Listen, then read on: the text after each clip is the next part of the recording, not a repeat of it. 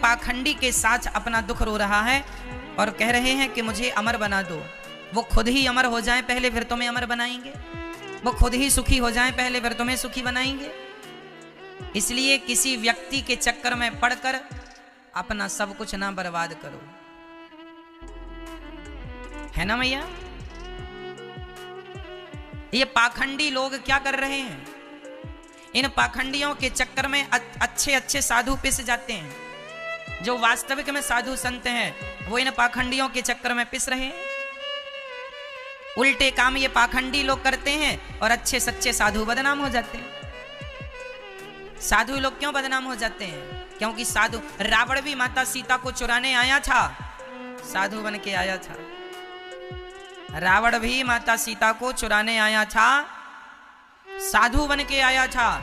साधु संत के रूप में, साधु संत तो होते हैं पर इनके रूप में बहुत सारे लोग उस वेशभूषा का दुरुपयोग करते हैं। इसलिए इस दुरुपयोग से यदि बचना है तो आप अपना दुख किसी को ना कहा करो, केवल भगवान को कहा करो, केवल ईश्वर को कहा करो। कल आपने किसी को दुख सुना दिया अपना, तो सामने वाला आपको दुखी देखकर वो आपको ठग सकता है, कह देगा चलो ये पूजा करा लो तुम्हारा दुख दूर हो जाएगा। आप करा लेंगे, होना कुछ नहीं है। तो तुम्हारे दो नुकसान हैं। पहला तो तुम्हारी पूजा से आस्था उठ जाएगी, अरे हमने की तो थी पूजा, क्या मिला?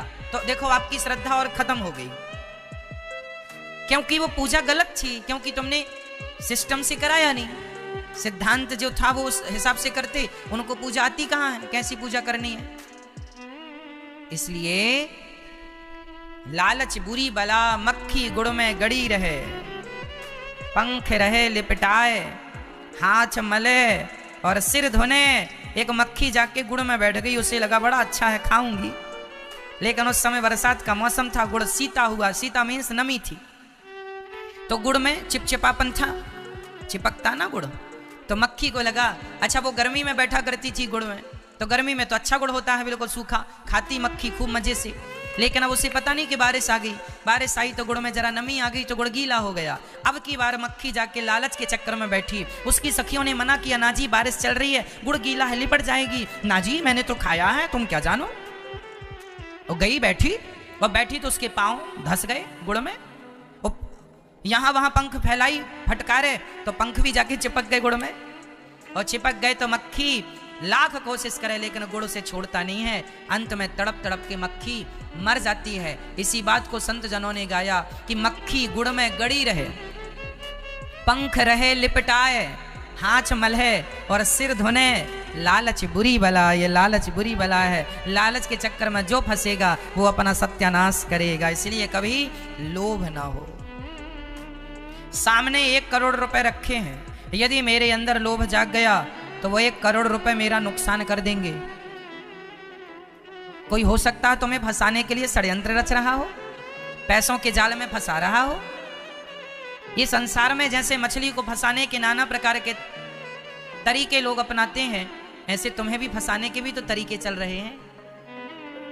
क्यों मैया, सही है। एक वैश्या पुरुषों को कैसे लुभाती है? एक पुरुष के सामने वैश्या कौन सा जाल फेंकती है? बड़ी सज धज करके बैठ जाती है और तुम्हें देख देख के मुस्कुराती है। तुम्हें लगता है वाह, हमें देख के मुस्कुरा रही, हमें कोई खास बात है। तुम चले गए, वैश्या ने तुम्हें अपना ग्राहक बना लिया, लूट लिया जितना था।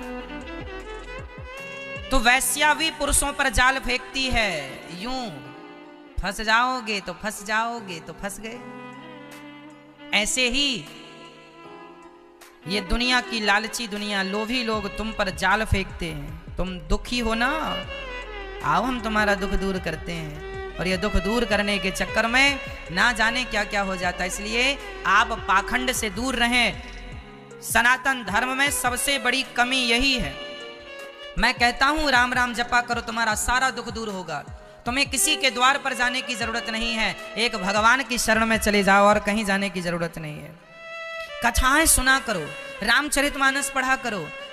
शास्त्र का उच्च कोटि का ज्ञान धारण करेंगे तो आप बच पाएंगे, नहीं तो जमाना तो तुम्हें लूटने बैठा ही है। तुम खुद लूटने जाते हो, कोई क्या करे। इसलिए जमाना लूटने बैठा है, तुम क्यों लूटते हो? इसलिए लोभ नहीं, लालच नहीं, भगवान की भक्ति श्रद्धा से हो।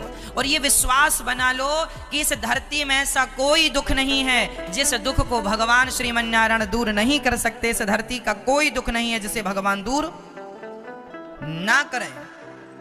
क्या राम जी आपका दुख दूर नहीं करेंगे? क्या भगवान कृष्ण आपका दुख दूर नहीं करेंगे? क्या भगवान श्रीमन्नारायण आपका दुख दूर नहीं करेंगे? तुम एक बार इनकी शरण में जाओ तो सही, कहो तो सही कि हम आपके हैं। अब आप इनकी शरण में ना जाके पाखंडियों की शरण में जाते हैं तो भगवान बोलते जाओ अपना वहीं जाओ। अच्छा चलो, प्रताप भानु गए, बाबा के चक्कर में फंस गए। नकली संत को असली मान लोगे तो भी नुकसान होगा, और असली को नकली मान लोगे तो भी नुकसान हो जाएगा। राजा परीक्षित के संग यही तो घटना घट गई। राजा परीक्षित ने असली साधु को नकली मान लिया। ध्यान से सुनना, प्रताप भानु ने नकली साधु को क्या मान लिया? मैया बोलो जोर से, मैया। बचे तो दान पुण्य कर लेना, तुम पहले खुद सुखी हो जाओ। बचे तो 2-5 पैसे जो दान करना है कर लेना। मैं ये नहीं कहता कि पहले मुझे दो बाद में तुम, ना जी। आज ही मेरे पास एक सज्जन का फोन आया, वो परिचित के हैं, वो मुझे 2 लाख रुपए दान करना चाहते हैं। उन्होंने मेरे से कहा गुरुजी मुझे आपको 2 लाख रुपए दान करना है। हमने कहा ठीक है, आपकी इच्छा है तो कीजिए। लेकिन उन्होंने तुरंत मेरे से कहा कि मुझे बैंक से लोन लेना है। मैंने तुरंत सवाल किया कि आपको लोन किसके लिए लेना है? बोले मेरी बेटी का विवाह होना है तो मुझे लोन लेना पड़ेगा। मैंने तुरंत कहा कि जब आपको बेटी का विवाह आपके सिर पर है तो आपको फिर मुझे 2 लाख दान क्यों करना है? आप मुझे 2 लाख दान अभी ना कीजिएगा, पहले अपनी बेटी का विवाह धूमधाम से कीजिएगा। मुझे 2 लाख की जरूरत नहीं है, आप मुझे 10 रुपए ही दीजिएगा, पर वो दीजिएगा जिसको देने से आपका हृदय प्रसन्न हो। बेटी के लिए जो तुमने पैसे रखे थे उस पर बेटी का अधिकार है, क्योंकि बेटी सयानी है, शादी में खर्चा लगेगा। 2 लाख का मैं क्या करूंगा? तुम्हारी बेटी को जरूरत है, वो बेटी में पैसा लगाओ। जब कभी भगवान तुम्हें दें तो राजी मर्जी से जब दें, जरूरी नहीं कि 2 लाख, अरे 2000 ही दे देना, भगवान तुम्हें सुखी रखेंगे। जिस लायक बनाया विधाता ने वो देना। मैं किसी का धन जबरदस्ती नहीं लेता। आप आश्चर्य मानेंगे, लोग दान करते हैं, मैं उनको रोकता हूं इतना दान ना दो भैया, आपकी भी जरूरतें होंगी, घर परिवार है, इतना मत दो। जितना आप दे रहे हैं, आपकी श्रद्धा है, प्यार से आप दे रहे हैं, ज्यादा मत दो। आप यदि आपके घर में बहुत है तो आप दीजिए, पर आपके घर में आप थोड़ा है और आप वो भी मुझे दान दे देंगे तो आपके बच्चों का क्या होगा? भाई घर में 2 पैसे की बचत भी होनी चाहिए, भविष्य के लिए 2 पैसे बचा के रखने भी चाहिए। मेरा यह सिद्धांत रहता है कि जब आप सुखी होंगे, हाथी जब खा लेता है ना तो उसके खाने से बहुत सारा, हाथी जब खा लेता है तो उसके खाने में कुछ भोजन गिर जाता है, उस गिरे हुए से बहुत सारी चींटियां पेट भर लेती हैं। तो भैया पहले आप अपना खा लो, और जब तुम्हारे खाने से कुछ बच जाए तो दान पुण्य कर लेना, हम उसी से संतुष्ट हो जाएंगे। जैसे हाथी के जूठन से बहुत सारे जीव जंतुओं का पेट भर जाता है। क्यों? हाथी खाने के बाद जितना छोड़ देता है उसमें हजारों चींटियां खा सकती हैं, हाँ या ना? खा सकती हैं। पहले आप अपना परिवार का, अपने जीवन का कार्य कर लो, इसके बाद कुछ देने लायक फिर भी बनाया विधाता ने तो 2 रोटी दान कर देना। ये मेरा भाव है। आप मुझे वर्षों से जान रहे हैं, आज तक किसी ने मुझे ये नहीं कहा कि आपने मुझे ठग लिया। कई लोग दान करने के बाद पैसे वापस मांगते हैं, मैं तुरंत उनको पैसे देता हूं।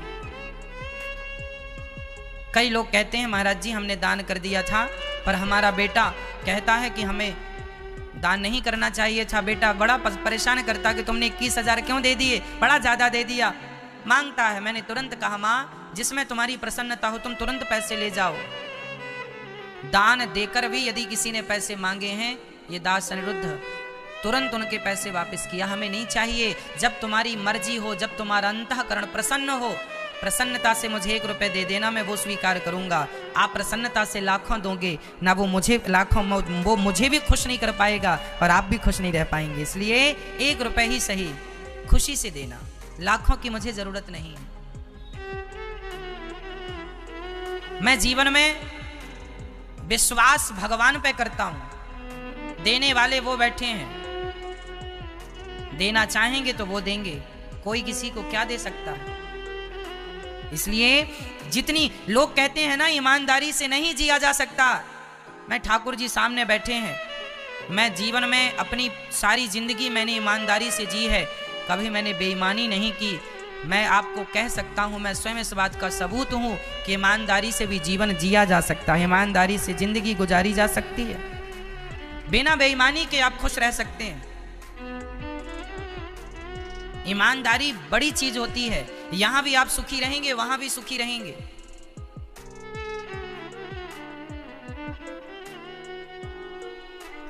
बस खुश रहिएगा, प्रसन्न रहिएगा। ये प्रताप भानु की कथा ने मुझे बहुत सिखाया है। मैं कथा सुनाता ही नहीं हूं मां, मैं कथाओं से प्रेरणा लेता हूं, सीखता हूं। अरे ऐसा किया तो उनके साथ ऐसा हो गया, मैं भी करूंगा तो मेरे साथ वैसे ही होगा। ना जी, मुझे उनकी तरह गलती नहीं करनी। इतिहास क्यों होते हैं, इतिहास क्यों लिखे जाते हैं? ताकि आने वाली पीढ़ी वो गलती ना करे जो उस समय दोहराई गई थी। सही है।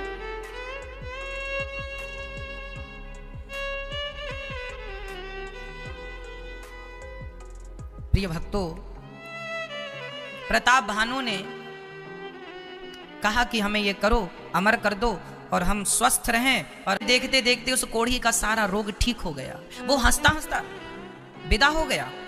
अब कमाल नाचने लगा, वाह जय सीताराम सीताराम सी। अब कमाल की भी श्रद्धा बढ़ गई। तभी कबीर जी आए। क्यों नाच रहा है?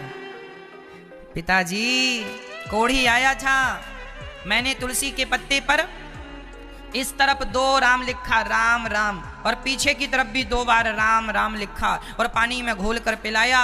सारा दुख दूर हो गया, कोढ़ी का रोग ठीक हो गया। कबीरदास जी रोने लगे, जोर जोर से रोने लगे। कमाल बोला, पिताजी क्या गलती हो गई, आप क्यों रो रहे हैं? कबीरदास जी बोले, बेटा क्या तुझे राम के एक नाम पर विश्वास नहीं था जो तूने राम के 4 बार नाम को लिखा है? अरे उस कोढ़ी का दर्द तो एक राम से दूर हो जाता, तुझे 4 बार लिखने की जरूरत क्यों पड़ी? मुझे लग रहा है कि तुझे राम पर विश्वास नहीं है। विश्वास होता तो एक बार ही लिखने से उस कोढ़ी का समस्त दुख दूर हो सकता था। ये विश्वास है। जब तुम्हारा विश्वास है कि मेरे राम ही दुख दूर करेंगे तो राम ही दुख दूर करेंगे, कोई दूर नहीं कर सकता तुम्हारा दुख। विश्वास होगा। द्रौपदी को विश्वास था कि अब मेरी साड़ी भगवान बढ़ाएंगे, तो आना पड़ा। प्रहलाद को विश्वास था इस खंबे पर भगवान है, आना पड़ा। बस तुम विश्वास तो करो मेरी मां। विश्वास ही तो नहीं है ना, प्रॉब्लम तो ये है। आदमी का विश्वास डगमग डगमग डगमग डगमग डोल रहा है, आज यहां कल यहां, कल यहां परसों यहां ना। एक भरोसे,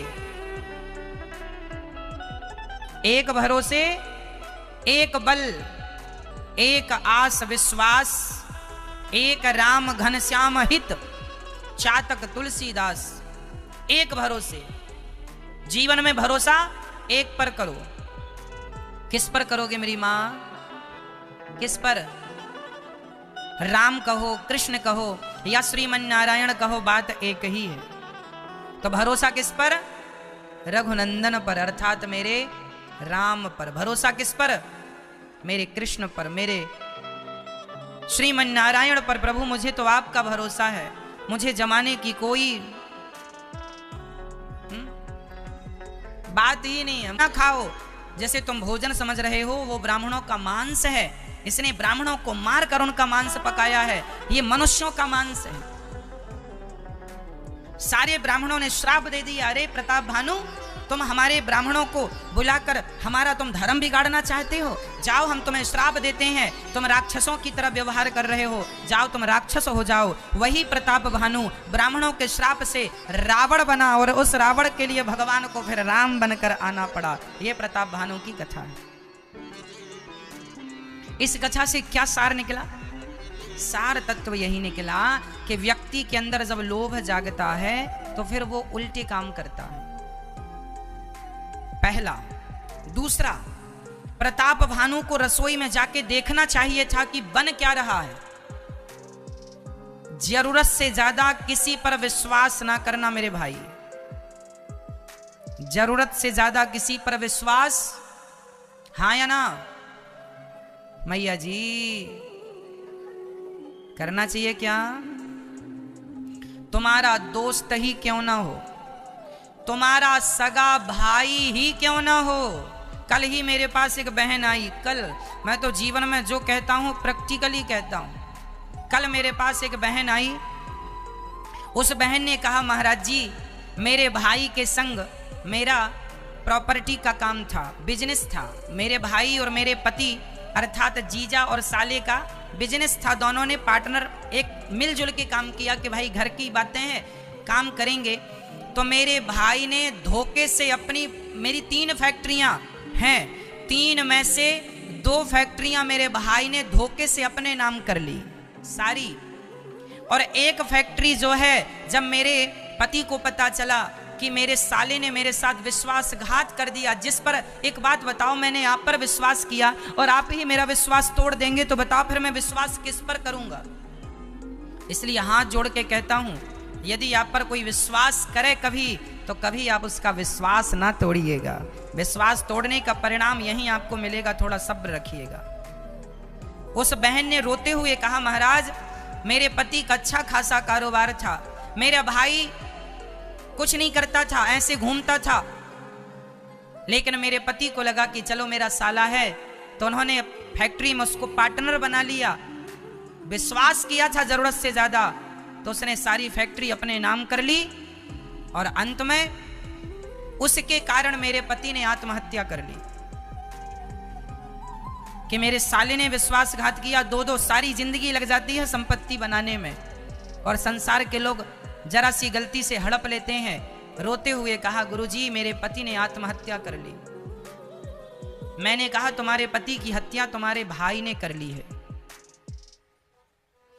और अब कहता है, अब देखो उस बहन के पास पति नहीं बचा, छोटे छोटे बच्चे हैं, फिर भी वो भाई इतना निर्दयी है कि जो एक फैक्ट्री है उस पर भी कहता है कि आधी इसमें मेरी है, फिर भी उसको छोड़ने को तैयार नहीं है। ये भाई है।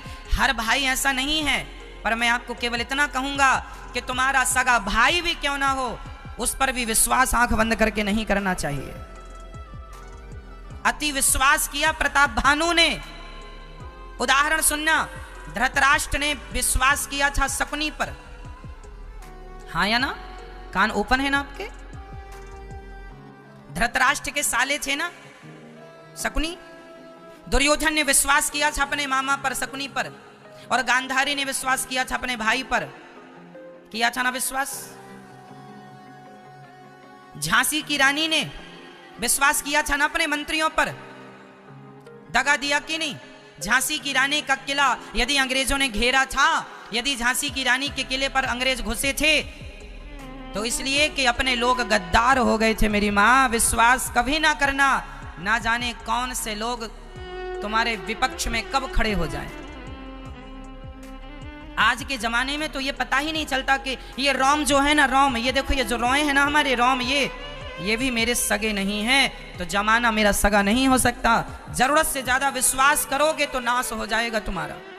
इसलिए कोई भी हो अपने काम का मुआयना करते रहो, किसी के भरोसे ना छोड़ो। पता नहीं उसके अंदर कब लालच जाग जाए और कब तुम्हारे संग साजिश रचने लग जाए, उल्टे काम करने लग जाए। समझ रहे हैं? ये बहुत आगे की बातें बोल रहा हूं। कितना भी गूगल सर्च कर लेना, ये बातें तुम्हें गूगलों पर नहीं मिलेंगी मेरी माँ, ये तो केवल सत्संग से प्राप्त होती हैं। इन बातों की कीमत करोड़ों है, इसका कोई मूल्य नहीं, अनमोल ज्ञान है।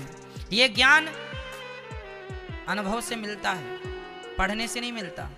जीवन में कुछ शिक्षा पढ़ने से नहीं मिलती, अनुभव से मिलती। आज संसार में क्या भाई अपने भाई को दगा नहीं दे रहा है? भाई से और ज्यादा हितैषी कौन होगा? लेकिन आज के भाई अपने भाइयों की जमीन जायदाद नहीं हड़प रहे हैं क्या?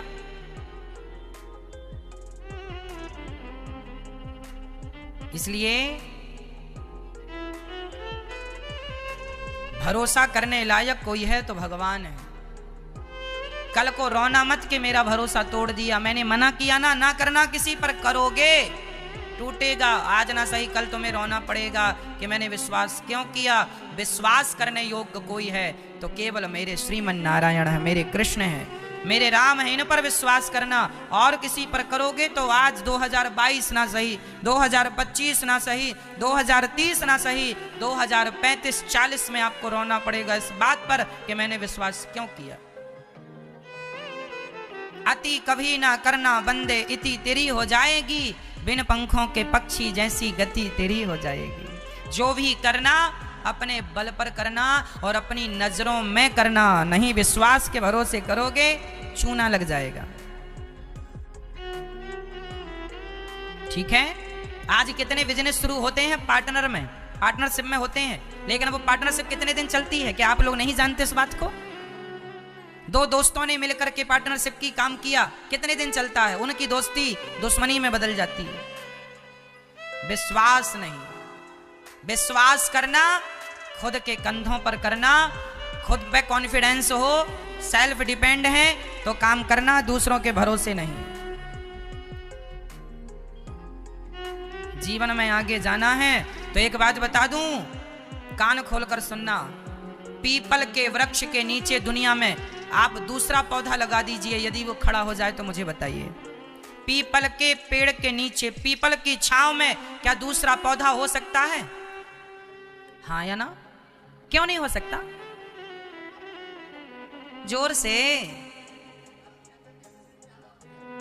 क्योंकि छोटे से पौधे को जितना प्रकाश चाहिए था, जितनी शक्ति एनर्जी सूर्य से चाहिए, उतनी तो उस तक पहुंचेगी ही नहीं, क्योंकि सूर्य ही ढक लेगा, और सॉरी पीपल ही ढक लेगा। समझ रहा है? बड़े पेड़ के नीचे छोटा पेड़ कभी खड़ा नहीं हो सकता। उसी प्रकार तुम सोचो कि बड़ों के संग हो जाएंगे तो मेरा भी विकास हो जाएगा। विकसित व्यक्ति अपनी बुद्धि अपने विवेक से हो सकता है। बड़ों के संग लगोगे, नेता के संग लगने वालों को लगता मैं भी नेता बन जाऊंगा, सारी जिंदगी तुम नेताओं के संग केवल घूमती रह जाते हो झंडा लिए। क्यों? और तुम्हें लगता हम भी नेता हो जाएंगे? तो अपनी मूर्खता पर खुद भी कभी हंस लिया करो।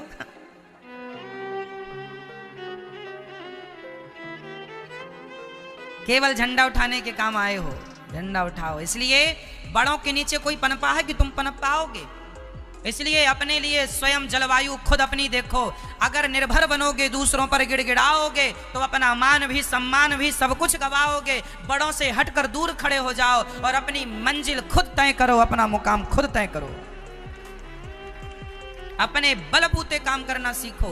दूसरों की कब तक तलवे चाटोगे?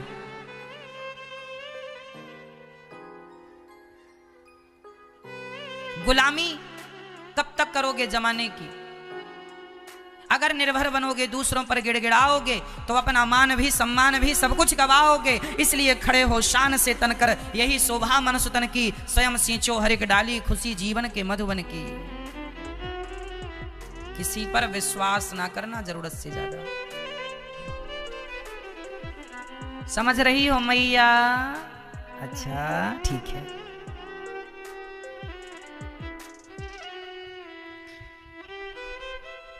आज इंसान इतना लोभी हो गया है, लालची हो गया है कि अपने बाप को भी धोखा देने को तैयार है, अपनी बहन को भी धोखा देने को तैयार है, अपने भाई को भी धोखा देने को तैयार है, अपने दोस्त को भी धोखा देने को तैयार है। आज पता ही नहीं चलता कि हम विश्वास किस पर करें। आज ये अंदाजा लगा पाना, आज के युग में सच्चे दोस्त ईमानदार लोग मिलना भी बड़ा कठिन है। जिसको मिल गए हैं समझ लेना कि बड़ी कृपा है भगवान की, इसलिए तुम्हें ऐसे ईमानदार दोस्त मिले हैं, ईमानदार लोग मिले हैं जिन पर आप आंख बंद करके। ऐसा नहीं है कि आज ईमानदार नहीं है लोग, ऐसा नहीं है। मेरे कहने का तात्पर्य ये नहीं है कि आज लोग ईमानदार नहीं है, ना जी। आज यदि धरती पर ईमानदारी ना रहती, सत्यता ना रहती तो ये पृथ्वी रसातल में चली जाती। आज जो टिकी है, जितनी टिकी है वो कुछ सत्यवादी लोगों के बल पर टिकी हुई है। कुछ अच्छे लोग, मुट्ठी भर ही सही, पर अच्छे लोग आज भी हैं। हर भाई बुरा नहीं है, हर बहन बुरी नहीं है, पर भाई बहन बुरे भी हैं। हर बाप बुरा नहीं है, हर बेटा बुरा नहीं है, पर बाप बेटे बुरे भी हैं। हाँ या ना? इसलिए हाथ जोड़ के कहता हूं, जीवन में कभी तुम अपने पिता पर भी कोई काम पिता के भरोसे कराओ तो उसका भी एक देखते रहो कि काम कैसा चल रहा। भाई के भरोसे है वो भी देखते रहो काम कैसा चल रहा। दूसरों के भरोसे काम कभी नहीं होता जब तक आप अपनी आंख ना लगाएं। बस आप सावधान रहें, मेरा ये कहना है और समझाना है, बस इससे ज्यादा और कुछ नहीं है। रिश्तों को तो पवित्र रखना ही है, लेकिन आज जमाने में मैया ना, प्रभु तेरी माया तेरा खेल कैसा, जमाने को ये पागल बना दे। ये पैसा आजकल ना लोगों को पागल बनाया जा रहा है। हर आदमी ना पत्नी से मतलब है ना बच्चों से मतलब है, केवल पैसा पैसा पैसा। इतना कमाता है, कमाने में अपनी हड्डियां तोड़ लेता है, परेशान हो जाता है। जब कमा के झोला भर भर के पैसा रख लेता है तो फिर डॉक्टरों को दे दे के अपना शरीर ठीक कराता। भाई अब ले लो सारे झोला भर पैसे ठीक कर दो। शरीर अच्छा था, कमाने में उनको बिगाड़ लिया, शरीर को बिगाड़ लिया, अब वही पैसे खर्च करके शरीर को सुधारता है। सब जीरो बटा सन्नाटा बचता है, कुछ नहीं। पहले शरीर बिगाड़ बिगाड़ के कमाता है। कहते हैं थोड़ा रेस्ट किया करो, थोड़ा पत्नी को समय दिया करो, बच्चों को संस्कार दिया करो। समय नहीं है, कमाओ कमाओ कमाओ, पैसा पैसा पैसा। और जब कमा लिया तो बीमार पड़ गया। अब बीमार पड़ गए, अब क्या करें डॉक्टर साहब, अब बताओ क्या करें। डॉक्टर साहब बोले 2 लाख लाओ, अभी अब ऑपरेशन करना पड़ेगा। लो शरीर भी फड़वाओ, पैसे भी दो। ब्रह्मा जी क्यों उपासना की, ब्रह्मदेव प्रसन्न हो, ब्रह्मदेव। अब ब्रह्मा जी आए प्रसन्न होके, हाँ हाँ बेटा वरदान मांगो। रावण बोला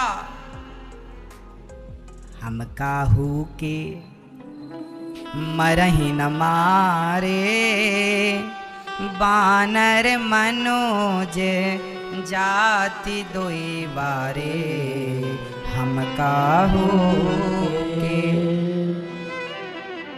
रावण ने ब्रह्मा जी से वरदान मांगा कि हम काहू के मरहि ना ना ना मारे। हे प्रभु, हम किसी के, अर्थात रावण भी चाहता था मैं अमर हो जाऊं। अच्छा मैया आप लोग बताओ, आप लोग भी अमर तो होना नहीं चाहती हो? यदि आप कहो तो फिर अमरता का भी कोई प्लान करें। बोले डॉक्टरों से भाई कोई ऐसी वैक्सीन लगाओ कि मरे ही ना आदमी। मैया आप लोगों को अमर होना रावण की तरह। हम काहू के मरे ही ना मारे, हम मरे ही ना, रावण कहता है हम ना मरे। ब्रह्मा जी बोले भैया सो तो ये वरदान मैं दे नहीं सकता, क्योंकि अमर तो हम ही नहीं हैं। जब वरदान देने वाला ही अमर नहीं है तो वरदान लेने वाला अमर कैसे हो जाएगा।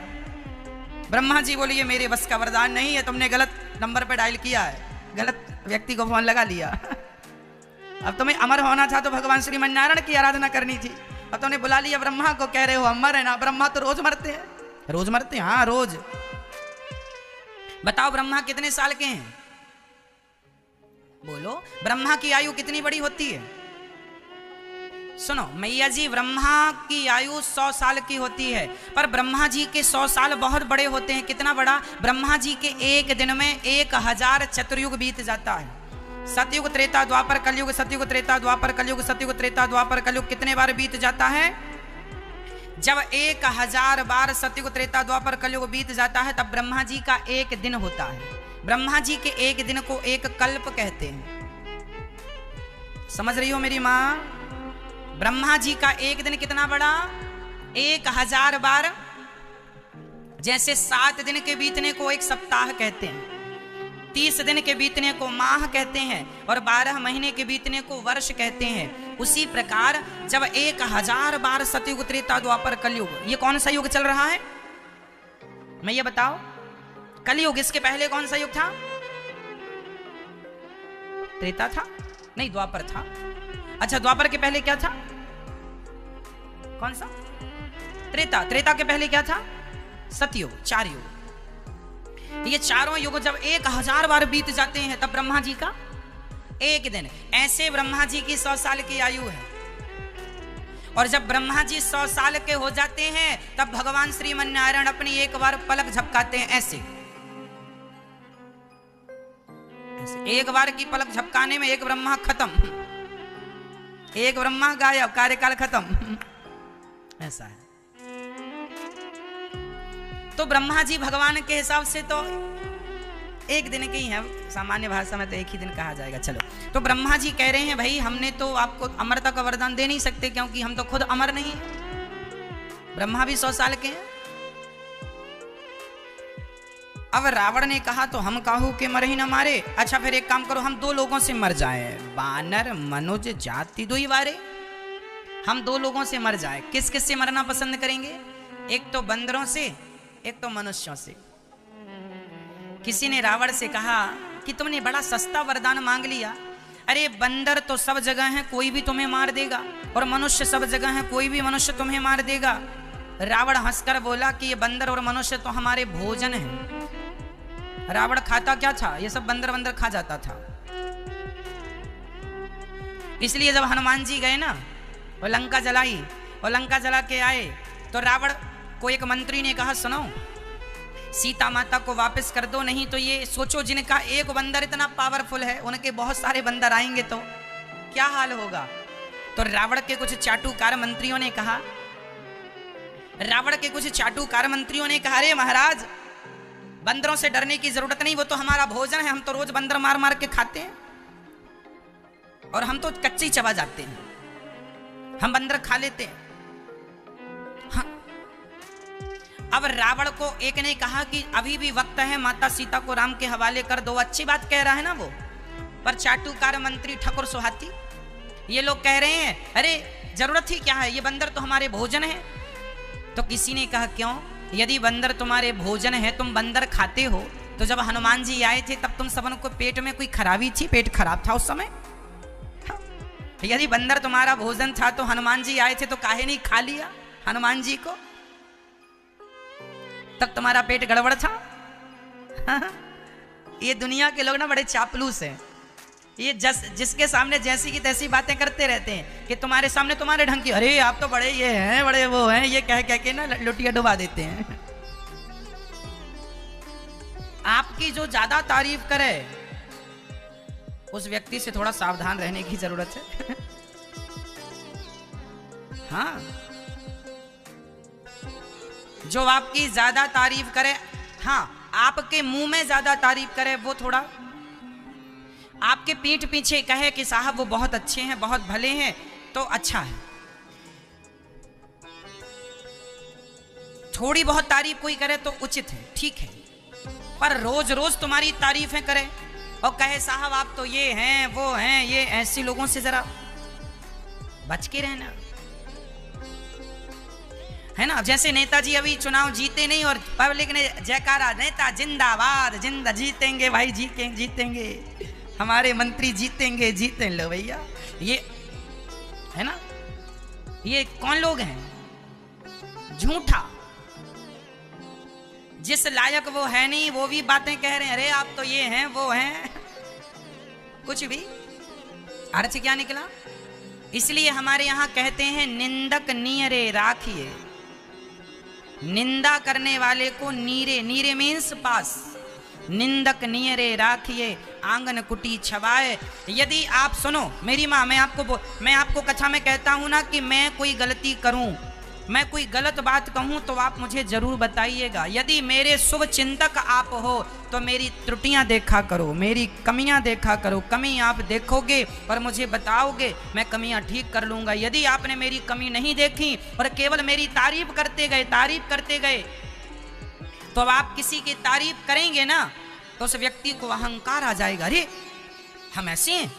और जिस व्यक्ति ने अपनी तारीफ सुन ली और सुनता गया और उसने उस तारीफ को सही मान लिया, उसका वहीं से पतन चालू हो जाता है। कल शायद हमने आपको यह भी समझाया था कि हमें, हाँ समझाया था, याद आ गया।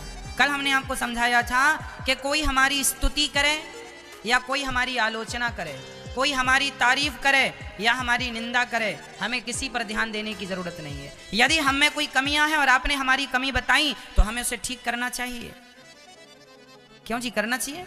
इसलिए मेरी माँ, आप जितनी मेरी माँ हो, जितनी मेरी बहनें हो, जितनी मेरी बेटियां हैं, जितने मेरे भाई हैं, जितने मेरे पिता तुल्य बड़े बुजुर्ग हैं, यदि ये दास अनिरुद्ध में कोई गलत बात कहता हूँ, कोई गलत बात कह देता हूँ, गलत शब्द कह देता हूँ, तो आप जरूर मुझे बताया करो। हम प्रश्नोत्तरी के समय पर भी आपसे पूछ लेते हैं कि हम में क्या कमियां हैं, बताइए।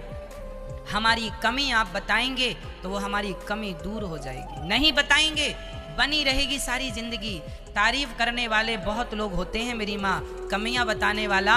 जब बेटा कोई गलती करता है ना, उसकी गलती पर जमाना भले उसे अच्छा कहे, पर उसकी माँ बताती है बेटा ये गलत कर रहे हो तुम, ये तुम्हारा निर्णय गलत है, क्योंकि माँ उसकी शुभ चिंतक है। अच्छा कहने वाले लाख मिल जाएंगे मेरी माँ, पर तुम्हारे मुंह में तुम्हारी गलती बताने वाले वही हो सकते हैं जो सच में तुम्हारे हैं, जो तुम्हारा हित चाहते हैं, वही तुम्हारी कमियां वही गलती बता सकते हैं।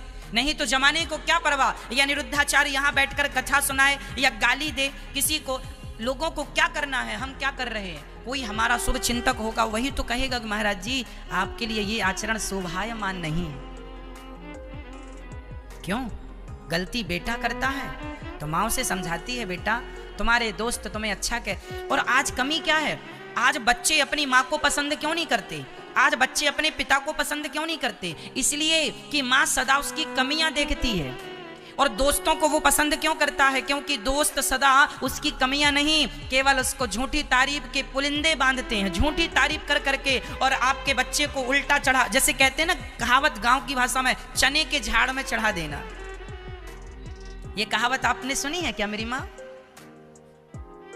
चने के झाड़ में चढ़ा देना। किसी का नुकसान करना है तो आप उसका चने के झाड़ में चढ़ा दो, फिर देखो। इसलिए आजकल के बच्चे अपनी माँ को पसंद क्यों नहीं करते ज्यादा?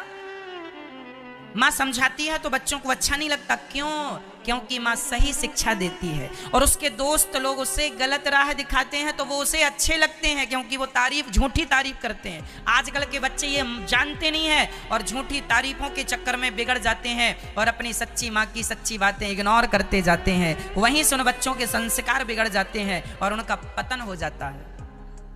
क्या ये बात सही कह रहा हूं मेरी माँ? क्या ये बात सत्य है? हाँ या ना?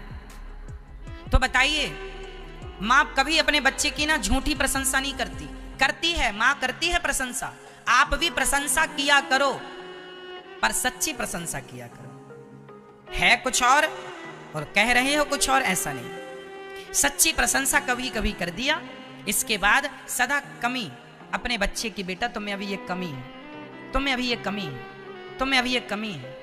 क्या होगा कि जब कमी कमी बताएगा ना, तो बेटा एक दिन गंगा की तरह निर्मल हो जाएगा, पवित्र हो जाएगा। कोई कमी रहे, फिर आप बड़े बड़े इंजीनियर, बड़े बड़े लोगों को बिठा लो, और मैं 3.5 घंटे की कथा आपको सुनाता हूँ, ये दास अनिरुद्ध सुनाता है। 3.5 घंटे की कथा में शायद आप मेरी कमियां निकालने बैठोगे तो शायद 2-4 ही निकाल पाओगे।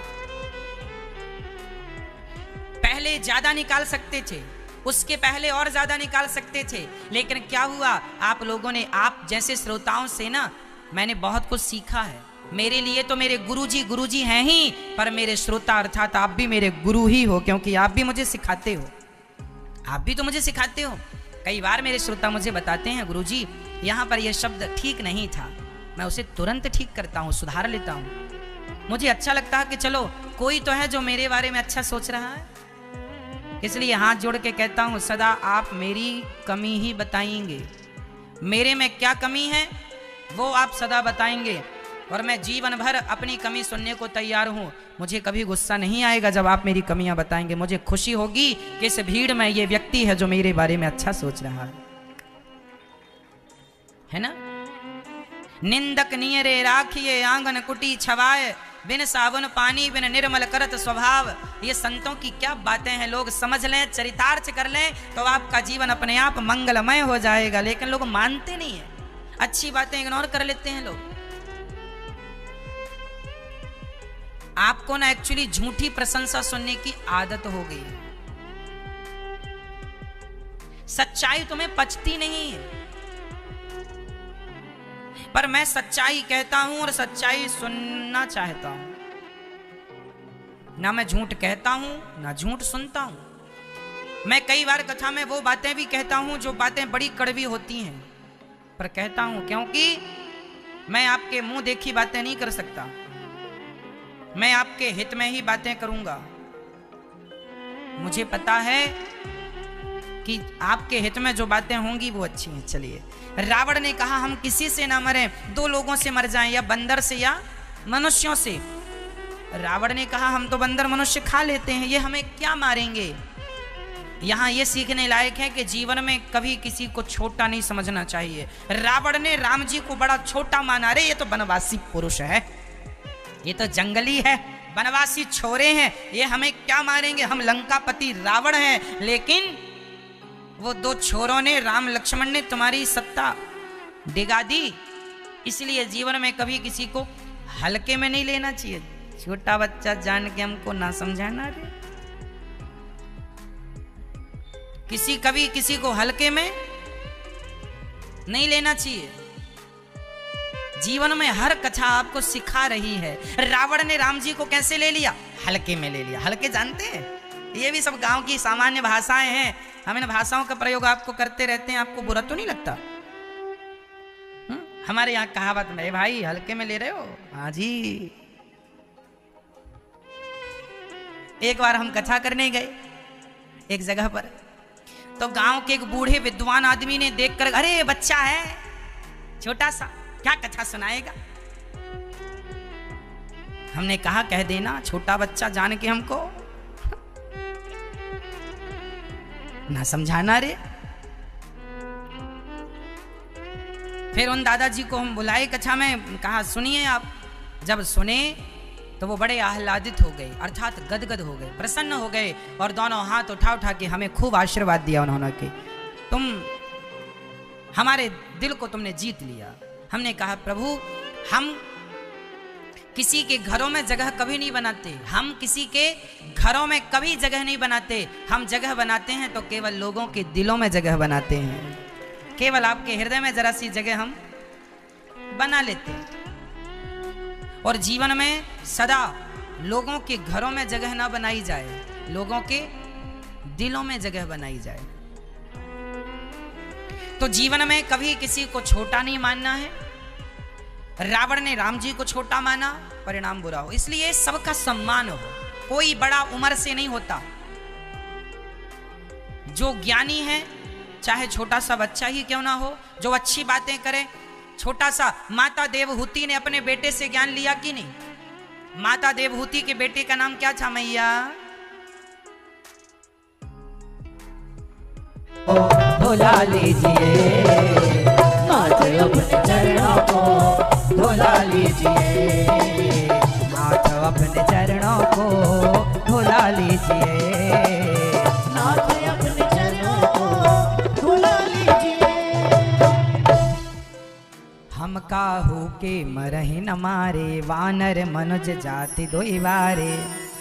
बाढ़े खल बहु चोर जुआरा, जेलम पट पर धन पर दारा। माँ नहीं मात पिता नहीं देवा, साधु ने सन करवा वही सेवा। जिनके यह आचरण भवानी, ते जानहु निश्चर सब प्राणी। कितनी बढ़िया बातें लिखी हैं, है ना? मैया ध्यान से सुनो मेरी माँ। मैया, ओ मैया, जा रही हो कहाँ? घर जा रही हो मैया? अच्छा ठीक है, जल्दी आना। मैया आप बैठ जाओ मेरी माँ,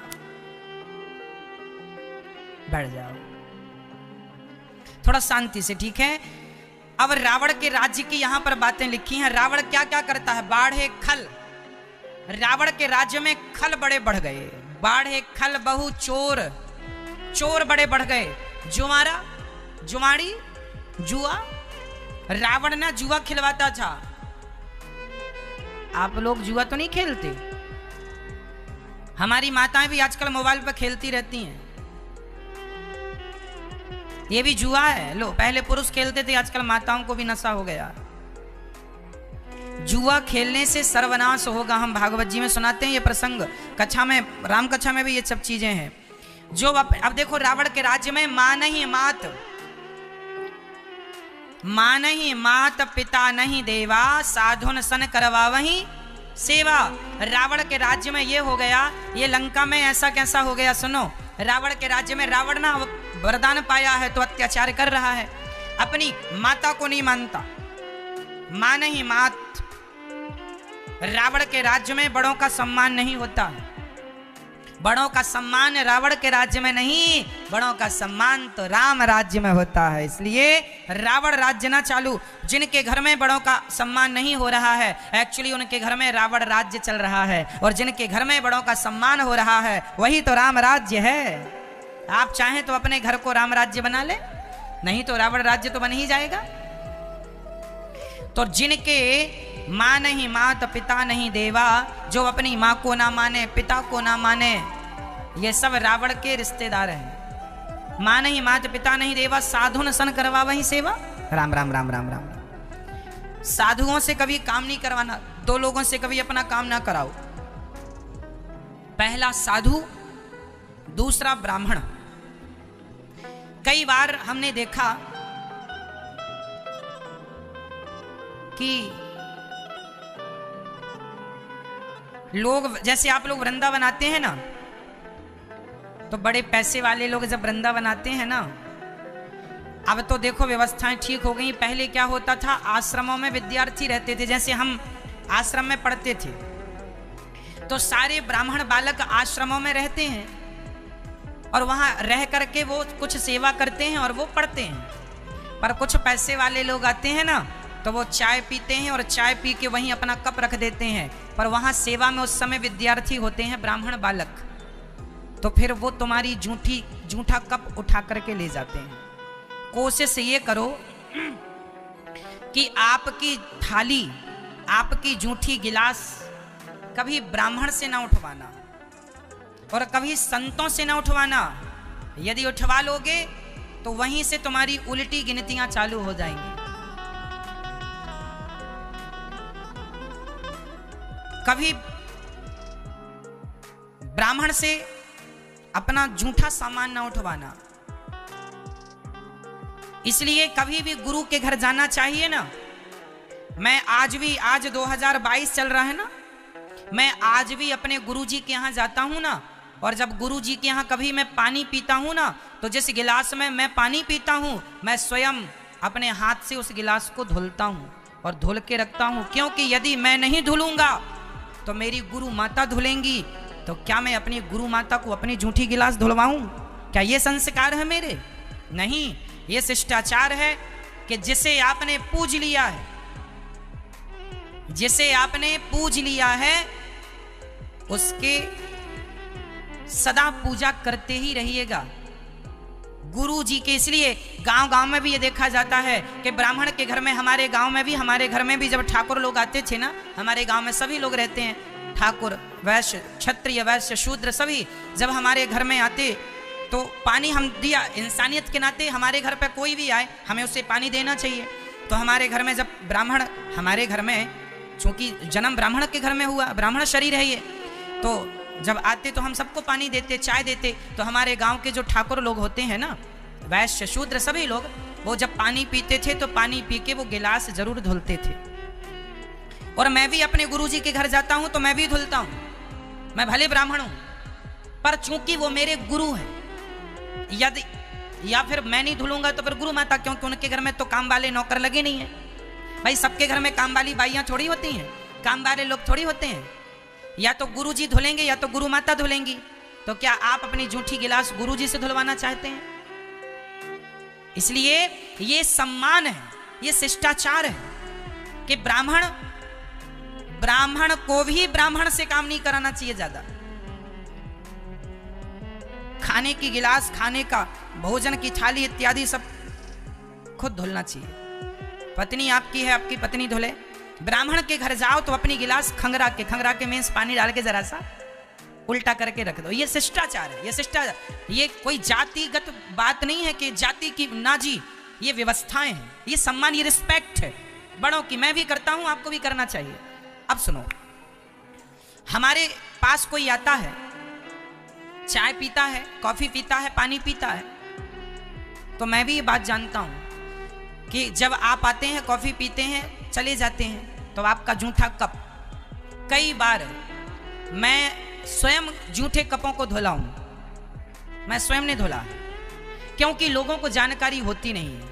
आपको ही जानकारी नहीं थी। आप मेरे घर में आएंगे तो मेरा फर्ज होगा कि मैं आपको चाय कॉफी पिलाऊं, क्योंकि गृहस्थी का तो धर्म है भैया, घर में कोई आए पानी तो पिलाना है, तो मैं तो आपको पानी पिलाऊंगा। तो फिर आपकी जूठी थाली जूठी गिलास आप तो धुलेंगे नहीं, यदि आपने नहीं धुली तो वो मुझे धुलनी पड़ेगी। तो मैंने धुला, मुझे कोई आपत्ति नहीं है, मुझे कोई प्रॉब्लम है इसलिए मैं नहीं बोल रहा हूँ। एक सिद्धांत है कि ऐसा नहीं, आप लोग यदि ये गलती करते हो तो इसे सुधार कर लीजिए, ये संदर्भ है। नहीं तो मैं तो धुलता हूँ, मुझे कोई दिक्कत नहीं है। आप तो मेरे अतिथि हैं, भगवान हैं, मेरा तो फर्ज है कि आपकी सेवा करना, मुझे तो पुण्य मिलेगा। पर ये शिष्टाचार में ये बात ठीक नहीं है। अब आगे आपको समझना है वो आप समझिएगा, बस ब्राह्मणों से और संतों से कोई काम ना कराइएगा, हम सदा इनकी सेवा करें। ब्राह्मण पूज्य होता है, साधु पूज्य होता है, साधु की सेवा की जाए, खिलाओ पिलाओ, दान दक्षिणा दो, पांव धो, ब्राह्मण के चरण धोने से पुण्य मिलता है। भगवान श्री कृष्ण सुदामा जी के पांव धोए कि नहीं? हाँ या ना? हाँ या ना? आज ना लोग बड़े पढ़े लिखे होने के कारण ये सब चीजें संस्कार भूल गए हैं। आप कुछ भी कितना भी भूल जाओ, पर सत्य तो अपनी जगह सत्य ही रहेगा। इसलिए इन बातों का ध्यान रखना। देखो ये बात चौपाई में लिखी है, गोस्वामी जी तुलसीदास जी लिख रहे हैं कि माने ही मात पिता नहीं देवा, साधु न सन करवा वही, साधुओं से सेवा। अब कोई साधु से अपने पांव दबाने लग जाए तो बड़ा अपराध हो जाएगा। अब कोई ब्राह्मण बालक से कहे कि मेरे पांव में तेल लगा दो, ये बड़ा अपराध हो जाएगा।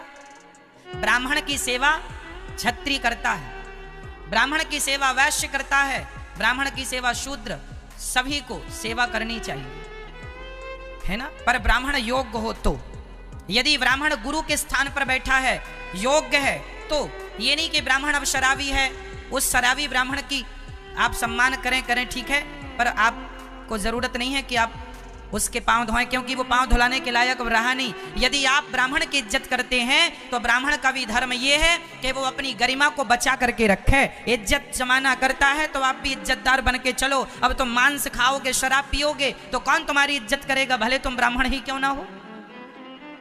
इसलिए ब्राह्मण को भी अपना ब्राह्मणत्व तो बचा के रखना चाहिए। क्यों जी, सही है या नहीं? यदि आप हमारी इज्जत करते हैं तो हमें भी अपने सम्मान का, अपनी इज्जत का ख्याल रखना चाहिए।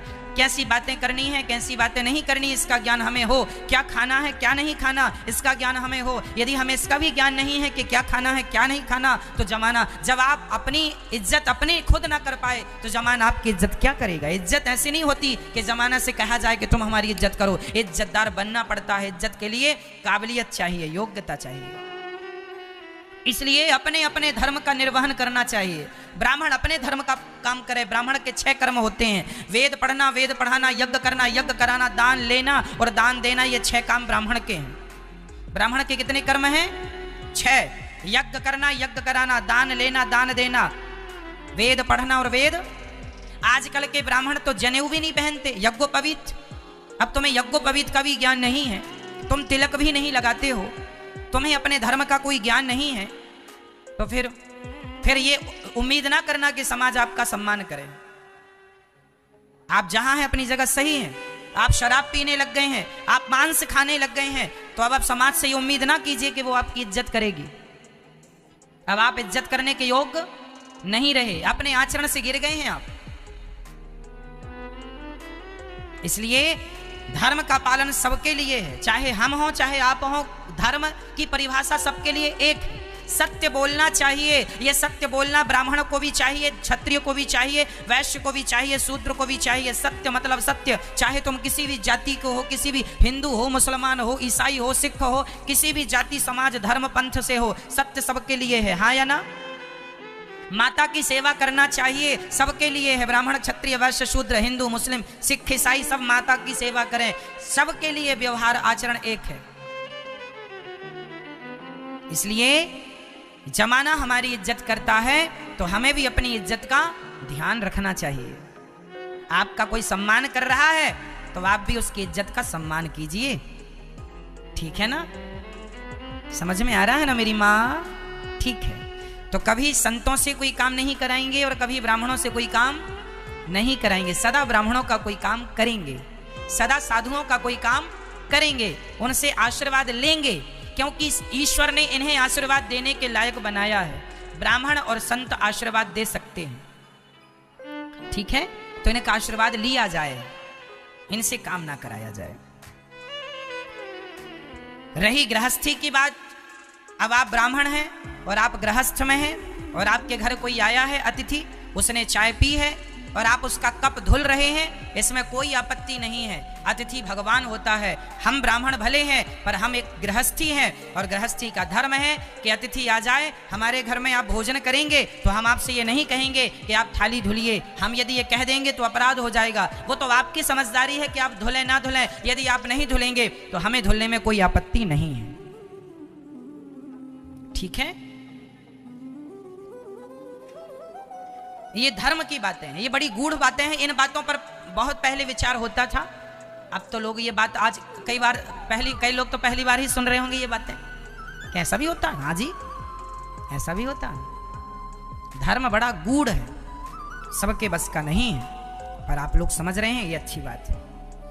चलो, रावण ने खूब अत्याचार किया, ब्राह्मणों को, संतों को मारा, खूब तंग किया। और जब भर जाता है ना आदमी का पाप, अब पृथ्वी धैनु रूप धरी हृदय विचारी, गई तहां जहां सुर मुनि झारी। अब पृथ्वी माता ने रूप बनाया गौ माता का, और संतों के, ब्राह्मणों के पास गई गौ माता। हे आज देखो ना, गौ माता किसके पास गई? संत और ब्राह्मण के पास। एक बात बताऊं मेरी मां, आप कहते हो ना साधु का कभी अपमान ना करना। आज भारत देश में यदि भारत नस्ल की शुद्ध गाय बची, गाय गौ माता, काऊ गाय यदि बची है तो आज केवल साधु और ब्राह्मणों के कारण गाय बची हुई है। आज बड़ी से बड़ी संख्या में साधुओं के पास गाय हैं, वो संरक्षण कर रहे हैं गायों का। हजारों की मात्रा में साधुओं के यहां गाय मिल जाएंगी आपको, देसी नस्ल की गाय। कल भारत को जरूरत पड़ेगी कि भाई अब कहां गई हमारी गाय, तो संत तुम्हें गाय देंगे। गाय की रक्षा कौन करता है? साधु ब्राह्मण। करते तो आप लोग भी हैं, आप भी गाय की सेवा करते हैं, लेकिन आज आप लोगों के घरों में गाय नहीं है, पर साधु लोग भीख मांग के छोटी मोटी गौशाला बना के गाय की सेवा करते रहते हैं। आज भी भले आप कुछ भी कहें कि साहब ये तो गाय के नाम पर ठग रहे हैं, गाय के नाम पर लूट रहे हैं, आप कुछ भी कहो, लेकिन गाय बची साधुओं के घर ही है, ये भी सत्य है। हजारों की संख्या में गाय बची है, देसी नस्ल की गाय। इसलिए गाय किसके पास गई? संतों के पास, ब्राह्मणों के पास। धैनु रूप धरी हृदय विचारी, गई तहां जहां सुर मुनि झारी। जहां देवतुल्य ब्राह्मण और मुनि संत लोग थे वहां गई, और सब बैठ के विचार कर रहे हैं कि क्या करें। गाय ब्राह्मण संत और पृथ्वी सब गई और भगवान से कहा, प्रभु कंस रावण के अत्याचार से हम दुखी हो गई, हमारी रक्षा करो। जब पाप बढ़ता है ना, तो सबसे पहला पाप किस पर बढ़ता है? गाय पर। आज भी तो गाय पर पाप बढ़ा, इसलिए तो गाय की हत्या करके लोग गौमांस खा रहे हैं। जब पाप बढ़ता है ना तो गाय पर बढ़ता है, पाप बढ़ता है तो साधुओं पर बढ़ता है।